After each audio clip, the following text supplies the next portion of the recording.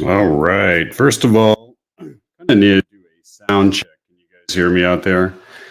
Had some interesting audio stuff going on. So if you guys can hear me, let me know on the live chat right now. This microphone was acting up on me.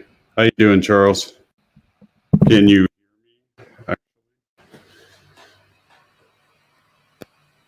All right. Appreciate it. So welcome back to Paranormal Live. I'm your host, Jack Carey. Apologize for the audio check to begin with.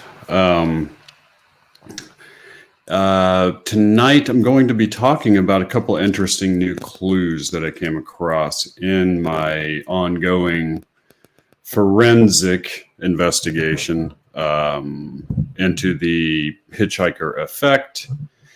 And it's something that I was completely previously unaware. And if you guys have been following along kind of in this ongoing investigation that I keep sort of referring back to on Paranormal Planet, kind of taking you guys along with me,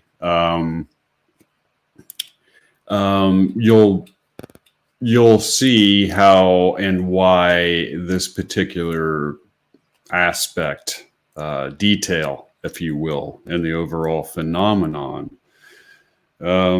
really kind of sheds a whole new light on the Hitchhiker Effect and really sort of concretes a direction, I think, of inquiry.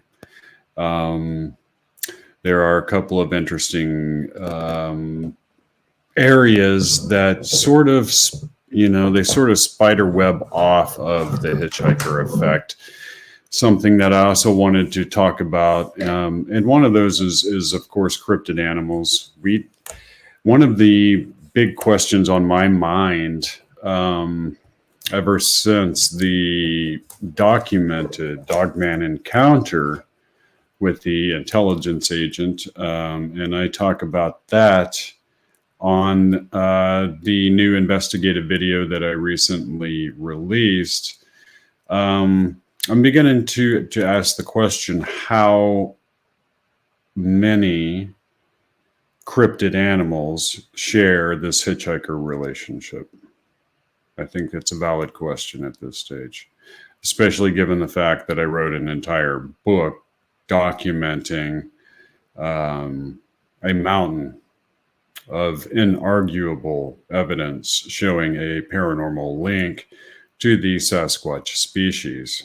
Makes me uncomfortable too. I don't like the idea that there is that paranormal hitchhiker effect connected to all cryptid animals. However, for those of you who have read my book, Paranormal Planet, you'll know that my theory, my unified field theory of paranormal activity, postulates that any and all bipedal cryptid animals have to, in fact, have an extraterrestrial origin.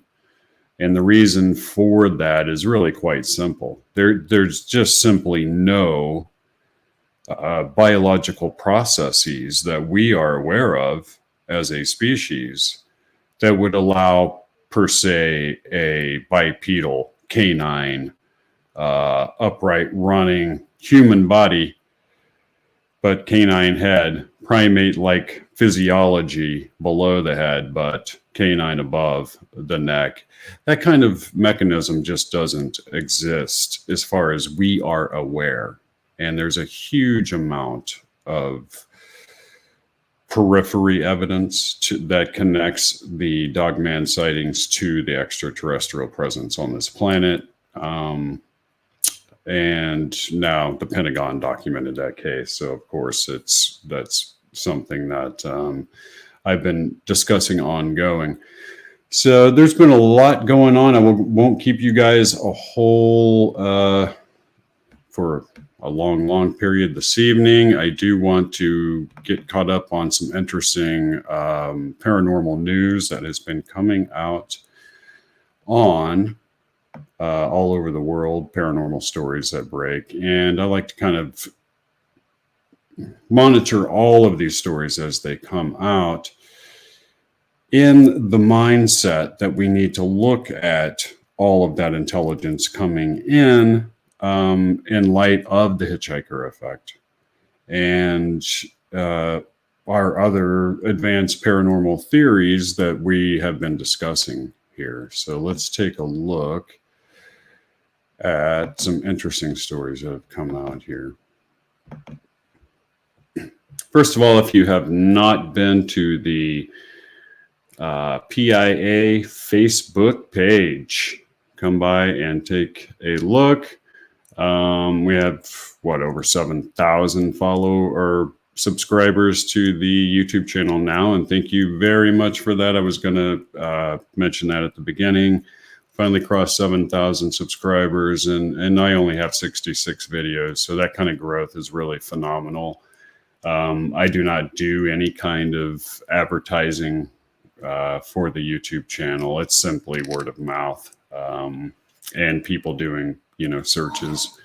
Every once in a while, I'll go on Facebook pages and post links to a new video that I've done or put out. But other than that, that's about as elaborate as any marketing gets. So I really appreciate you guys spreading the word and spreading the link to my channel out there and to the Facebook page, etc.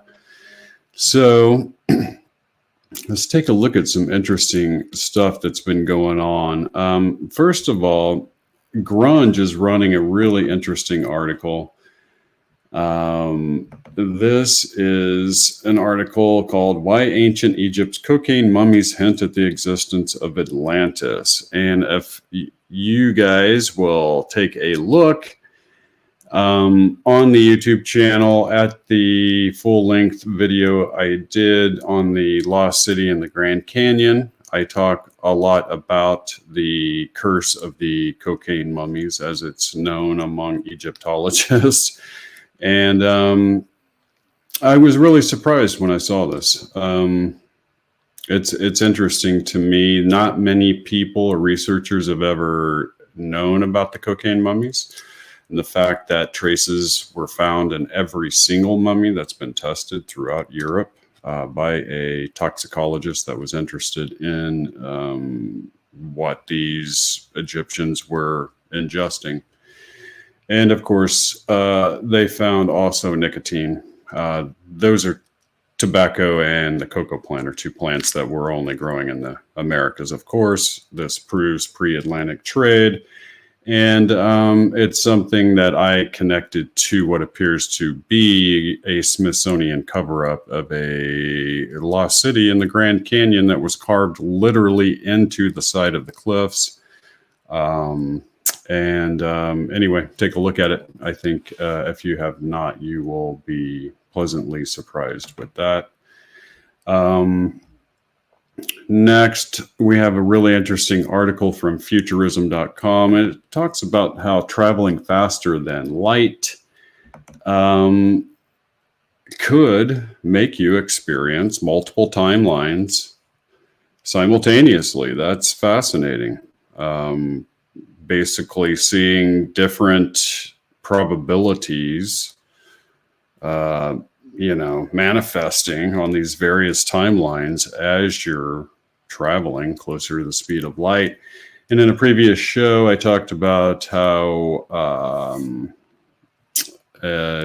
I mentioned the source that I was using there, but I talked about the fact that scientists believe that, physicists believe that the speed of light largely dictates our reality construct. And so you have to keep that in mind and how all of that is tied together.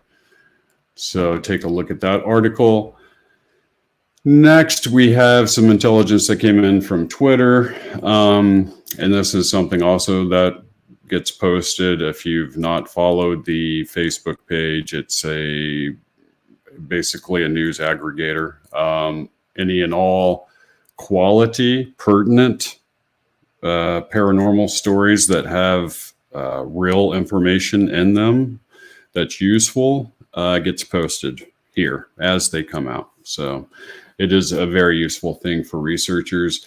This is a tweet from Robert Salas. Many of you may know him. He's been on a lot of documentaries, etc. He was the commander of the nuclear missile base that had the UFO that flew over, and it disarmed the missiles, and then rearm them, and at some point may or may not have initiated a launch sequence, which was then terminated by the craft. And here it is him tweeting that he is going to actually be giving testimony to Congress about that incident, and that is going to wake a lot of politicians up, I would wager. Pardon me while I drink some coffee. I have been super busy lately, guys, and not getting a whole lot of sleep. I recently started a new online business that's been taking up a ton of my time, and many of you are unaware that I'm a painter, and I spend a large deal of my time actually painting. So I have been wore out lately. Next is interesting. We have the eerie pillars of light appearing across the country. This is something that's been reported. Not really sure what to make of it. A lot of people are saying, is this an interdimensional bleed through? Is it something to do with our holographic reality? Is it a sign of end times? Who knows? But it is interesting that it's becoming well known in the population right now. Grunge again is running an interesting article on the legend of real skinwalkers. I've discussed what real skinwalkers are and how they are in fact a cult of witches within the Navajo Nation. And if you've not listened to, I have a previous show where I discussed the difference between skinwalkers and werewolves. And if you've not listened to that, go back and take a listen. Here's a very interesting article that came out from the Daily Caller. They recently discovered what they believe to be the only known facial composite of Jack the Ripper. Here's truly Jack the Ripper. This is pretty interesting stuff because, of course, the case has never been solved. And that is the closest probably you're ever going to come to the actual face of Jack the Ripper. That's a pretty creepy face, I'm not going to lie.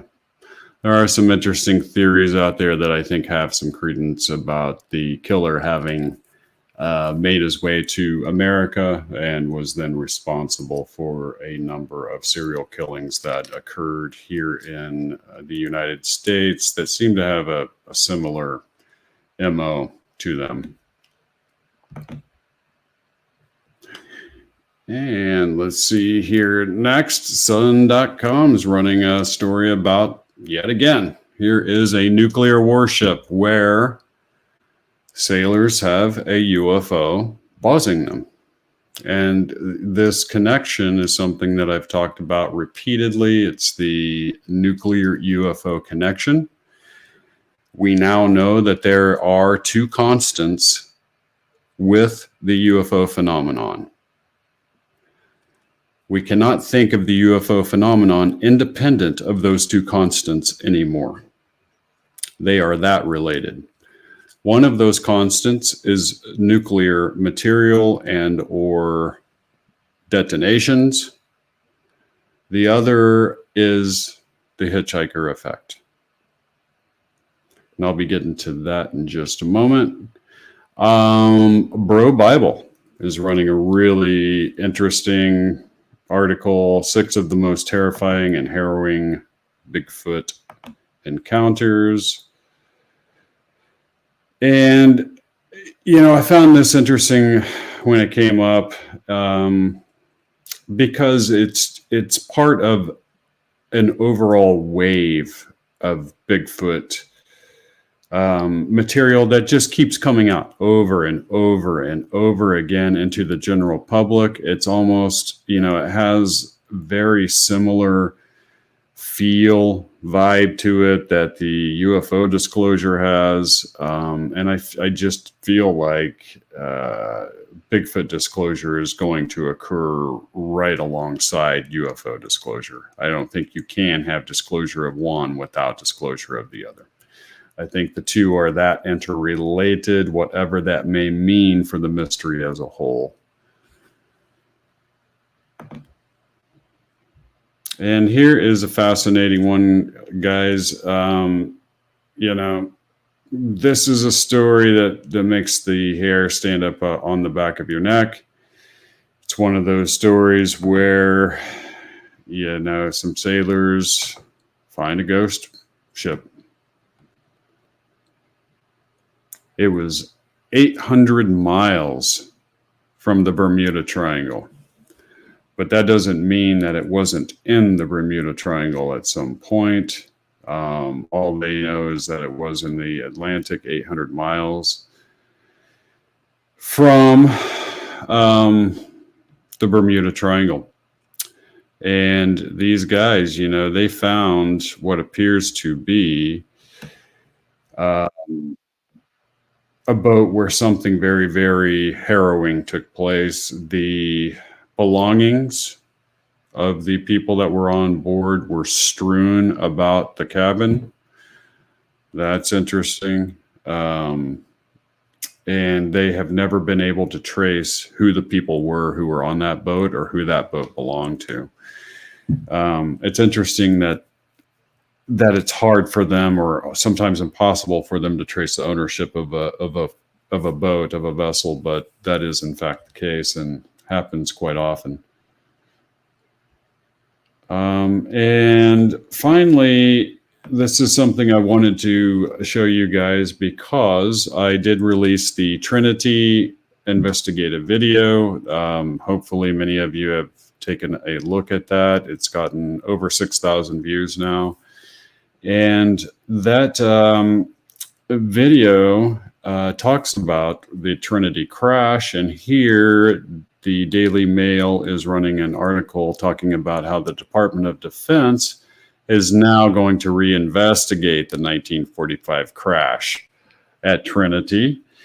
And if you've not seen the Trinity intelligence debrief video, you'll definitely want to take a look at that because there are some huge clues to the overall phenomenon in that video, and clues and details that I've extracted from available material on the mystery itself.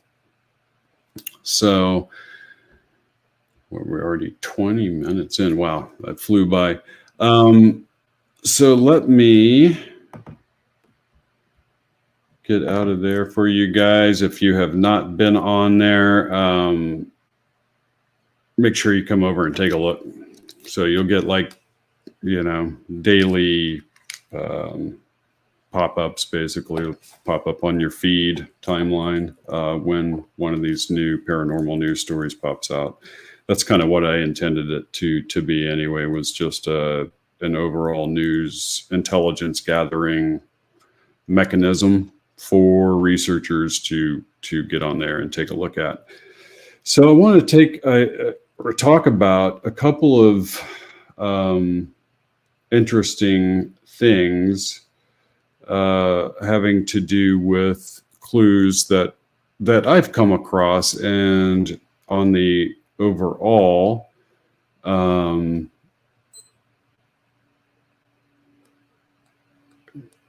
cool. I'm getting somebody's commenting on the board. Thanks a lot, John. Appreciate it.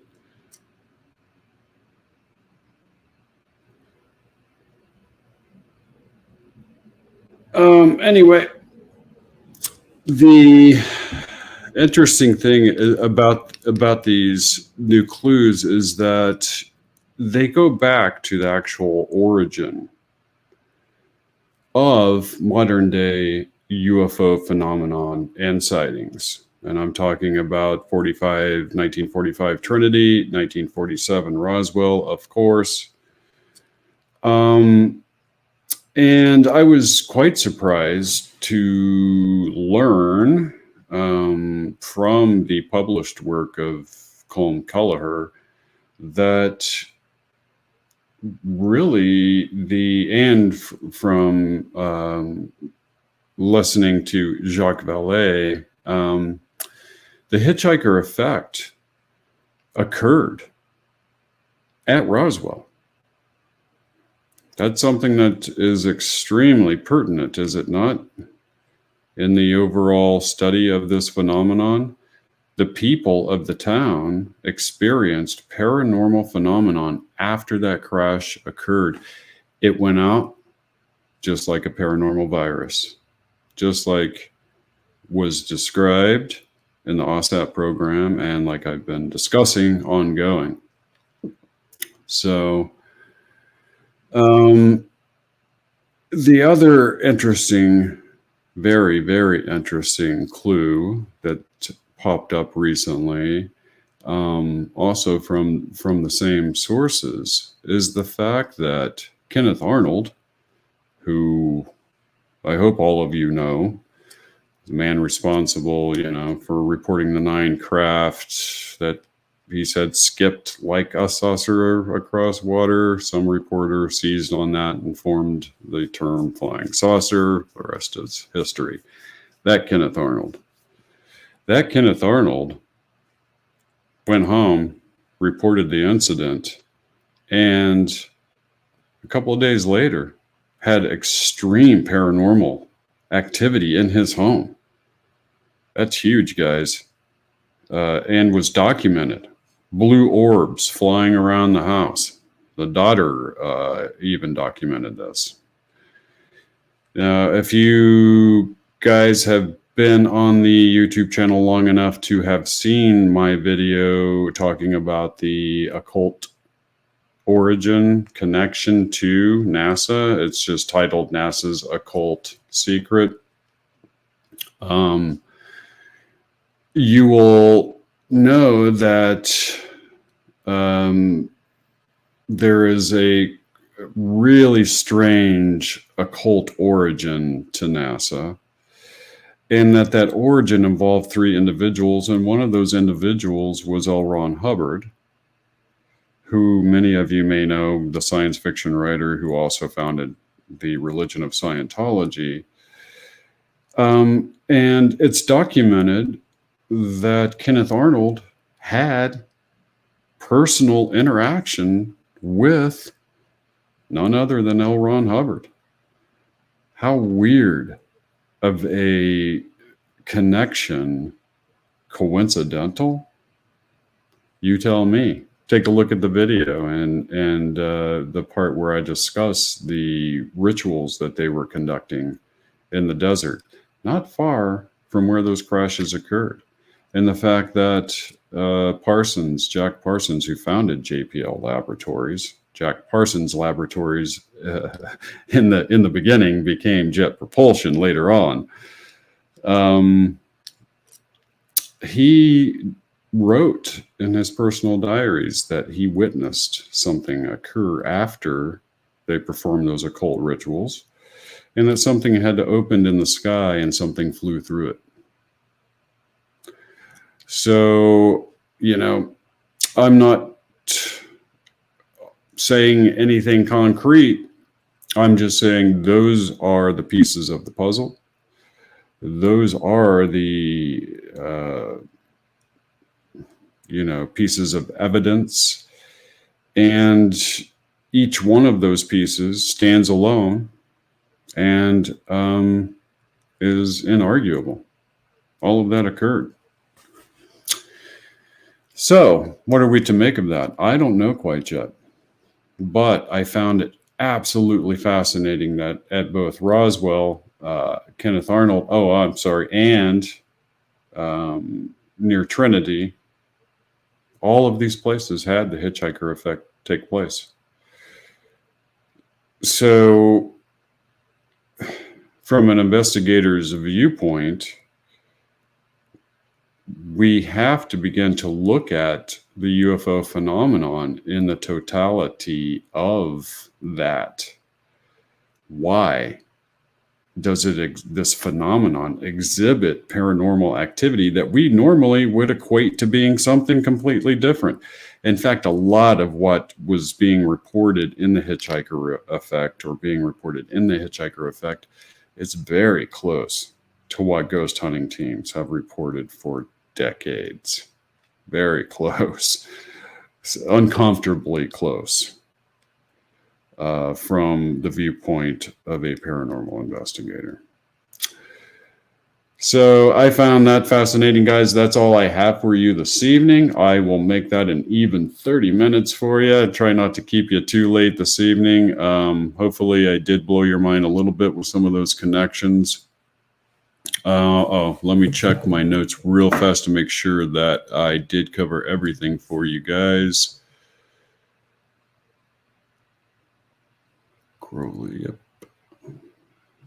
Yep, we got it in there. So that's what I wanted to get to you guys. And, you know, we'll keep going with as much as we can discover. So here's what we need to know. There's a couple of things that we really need to know. How long, how far back into man's ancient history did the UFO/alien phenomenon exhibit other types of paranormal phenomenon? I mean, these things, cavemen were drawing them on the cave walls, right? Were they also experiencing other paranormal phenomenon? We have to keep in mind that the OSAP report, put together by the team at the Pentagon, stipulated that they considered an alien abduction that occurred to one of the people involved in the program to be part of the Hitchhiker Effect. That's huge too. Does the ancient alien phenomenon, is that somehow separate from what we're seeing right now with this? Was the Hitchhiker Effect part of that phenomenon as well? And I'm beginning to wonder if that natural nuclear reactor in Africa 1.7 billion years ago didn't somehow open the doorway that allowed this particular intelligence through. And we'll continue down that line, guys. So thanks for being with me tonight. Happy New Year to all of you. Appreciate you being with me here on Paranormal Planet Live. And join me next time. Until then, guys, enjoy your Paranormal Planet. And as always, just be careful out there. It's a